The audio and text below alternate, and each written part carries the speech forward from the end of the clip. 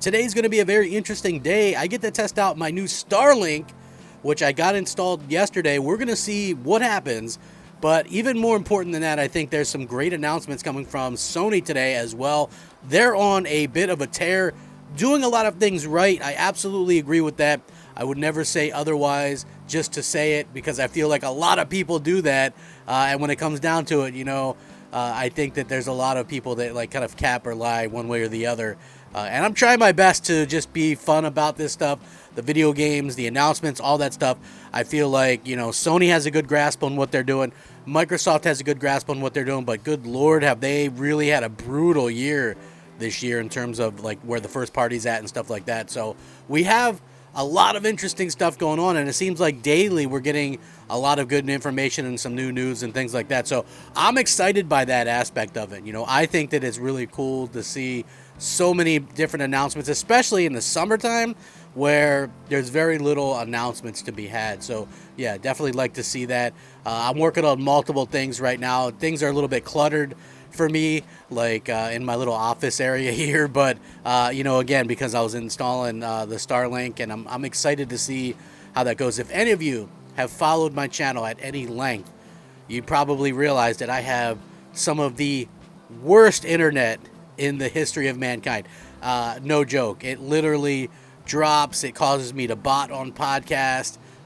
It takes me hours to upload a video to YouTube. Like, if anybody knew the hassle and what I go through to upload videos, you might like the videos a little bit more and understand, hey man, he's entertaining us despite these hassles. So yeah, it's one of those things that I find to be a little bit interesting, but still at the same time, listen, I'm hoping this works for me. The tests on the speed tests are showing much improvement. I'm hoping maybe one day I can even stream some videos like on Twitch or YouTube or something, and it'll be a pretty cool situation. But this in particular, what Sony's doing, this is nothing but good news for them. They've really kind of nailed what fans wanted, and I'm super impressed with what they've been able to kind of accomplish.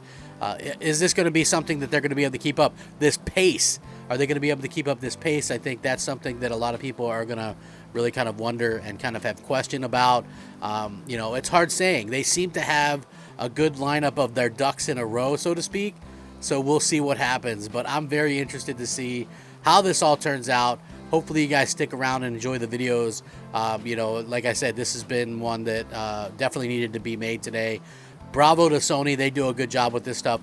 Stick around. It should be a good video. Let's go ahead and get started right now. Now listen, Sony has always done a fantastic job with their console. They rebounded well even in the PS3 era, and now with the PlayStation 5, they're taking things even a step further and really making announcements, it seems like, every other week or so, and people are really going crazy about this stuff. Now, this is something that everybody was asking for, and Sony of course delivered. The latest PlayStation 5 system update adds auto low latency mode settings as well. Players can also now choose whether to automatically switch to low latency mode if they so choose. The new patch boasts one of the most major new features, which lets players adjust auto low latency mode, which also goes by ALLM settings, according to the console's patch notes. If you're using a TV that supports ALL or that supports ALLM, you can just adjust the settings in screen and video output. This will give players more control over when ALLM is activated, but will only work if their TV supports an auto low latency mode. Now, the new options provided are automatic and off. Choosing automatic will instantly switch a player's TV to low latency mode while they're playing games. If the players turn it off, it won't activate while playing games, except when a game that supports variable refresh rate, or VRR, is being played. The update also improves system performance according to Sony's patch notes. Finally, they added long-awaited VRR support to the PS5 back in April. The feature has been available on Xbox Series X since launch. It syncs the frame rate of the games that people are playing to their monitors, which in theory reduces notable frame rate drops and other graphical issues. Mainly, what happens if you don't have VRR, you get a lot of something that's called screen tearing. And screen tearing really can break immersion for a lot of gamers. This is something that was really prevalent last generation. We used to see stuff like even Titanfall on the original Xbox One.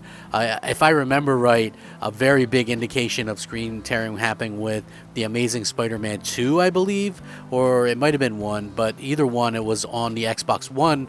and that version had a ton of screen tearing, just was not up to par with what some of the other games were. So this is really nice. A lot of the new TVs do have VRR, so if you got like a CX OLED or a CS OLED or something like that, or one of the Sony newer TVs, your TV is going to support it, and it's going to be better able to utilize these new consoles. The interesting thing, and that I've kind of taken of note about these consoles, is the fact that, to be 100% honest with you, these consoles are amazing, but you're not going to get the full use out of them and the full kind of wonder about them, the wonderment, just the amazingness of them, if you don't have a TV that really supports it or a monitor. So keep that in mind before you buy, an Xbox Series X or a PS5 or whatever. So gameplay in many PS5 titles feel smoother as scenes render seamlessly, graphics look crisper, and input lag is reduced. Sony said that in a statement at the time.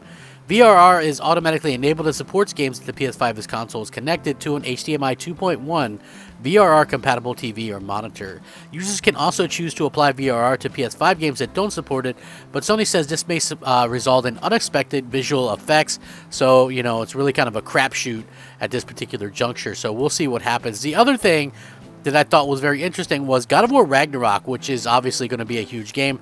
I'm excited for it. I'm hoping to get the collector's edition of it, either one or the other. There's 2 versions of it, so either one would be good. But fan reaction has been nothing but positive, and reaction from the industry as itself. Sony Interactive Entertainment announced that God of War Ragnarok's release date is November 9th, 2022. And at the time of the publishing of this article, which I will link, the announcement was made hours ago, and it racked up tons of likes. Like, this thing already has, tons of on Twitter, and over 1 million on in terms of views on the actual video itself on YouTube. So yeah, it is absolutely incredible. The Last of Us Remake Part 1 was posted 3 weeks ago, currently has 317,000 likes. And this one already has almost 200,000 likes. So yeah, a lot of different things going on here. And also, listen, they're doing things incredibly well. I got to be honest. Like, the way that Sony seems to have something new to announce, and fans really kind of love it. And for me, I'm not trying to knock, the Horizon Forbidden West or anything like that, but what I will say is I'm more of a God of War gamer than Horizon, so I'm definitely more interested in a God of War than I was in Horizon Forbidden West, which, to date I still haven't even finished Horizon Forbidden West. So we'll see what happens there. Where God of War, I'm jumping right into that, and hopefully nothing stops me playing that, and I'm gonna just enjoy the hell out of it.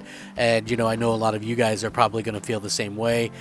Look, it's an exciting time to be a gamer, and I think PlayStation fans this year have a lot to be excited about. We'll see how this turns out, but yeah, I mean, this has been like a year like no other for PlayStation fans. So yeah, it looks like it's going to continue to be a fantastic year, and I know gamers are excited for the future of the brand. So we'll see what happens. I'm excited. Anyway, I'm going to link all of this in the description below. Sony is really kind of one after the other, hit after hit after hit. So let me know what you guys think. Rate, comment, subscribe.